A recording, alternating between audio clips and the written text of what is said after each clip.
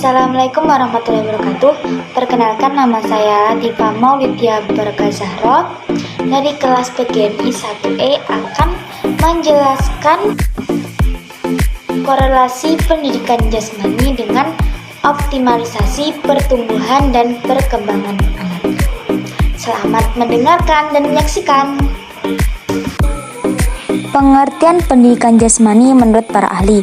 Pertama, menurut Depdiknas adalah suatu proses pendidikan yang memanfaatkan kegiatan jasmani yang telah direncanakan secara sistematik bertujuan untuk mengembangkan dan meningkatkan manusia secara organik, neuromuskuler, perseptual, kognitif, dan emosional dalam kerangka sistem pendidikan nasional.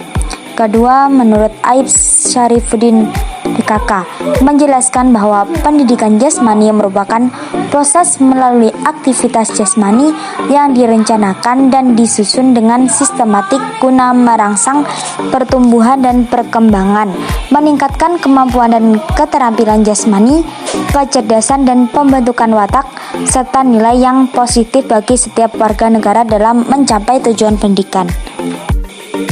Korelasi antara pendidikan jasmani dengan optimalisasi pertumbuhan dan perkembangan anak. Pertumbuhan dan perkembangan pada anak dapat diukur secara kuantitatif dan kualitatif.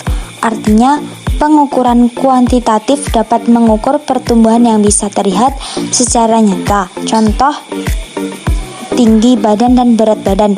Sedangkan pengukuran kualitatif digunakan untuk mengukur perkembangan anak yang tidak terlihat secara nyata, namun dengan beberapa kriteria tertentu dapat mengukur perkembangan anak. Contohnya, perkembangan kognitif dan perkembangan motorik anak. Pengukuran pertumbuhan dan perkembangan anak dilakukan untuk melihat apakah anak sudah memiliki kemampuan atau pertumbuhan yang sesuai dengan kriteria dalam umur mereka sebagai evaluasi untuk memberi makna dari hasil yang telah diraih oleh individu. Pertumbuhan dan perkembangan terjadi di masa anak-anak. Oleh karena itu, butuh perhatian yang lebih khusus untuk pertumbuhan dan perkembangan anak. Perkembangan fisik sangat berkaitan erat dengan perkembangan motorik anak. Motorik merupakan perkembangan pengendalian gerak tubuh melalui kegiatan yang terkoordinir atau antara susunan saraf, otot, dan otak. Perkembangan motorik meliputi motorik kasar dan motorik halus.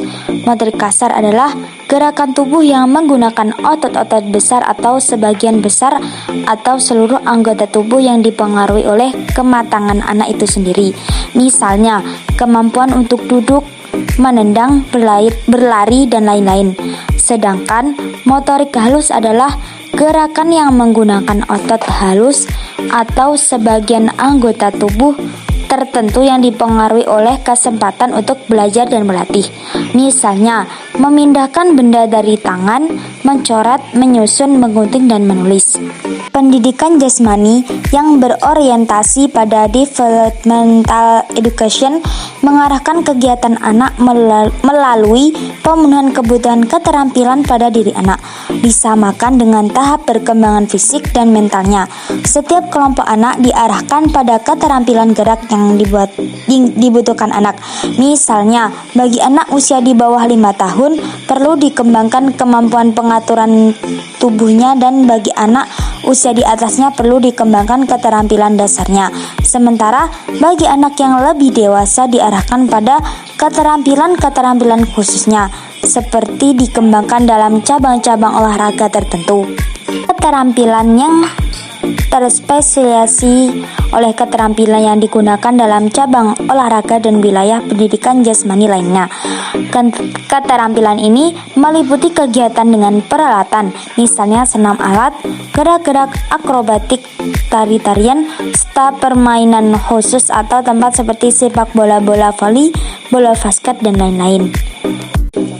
Sekian dari saya. Wassalamualaikum warahmatullahi wabarakatuh.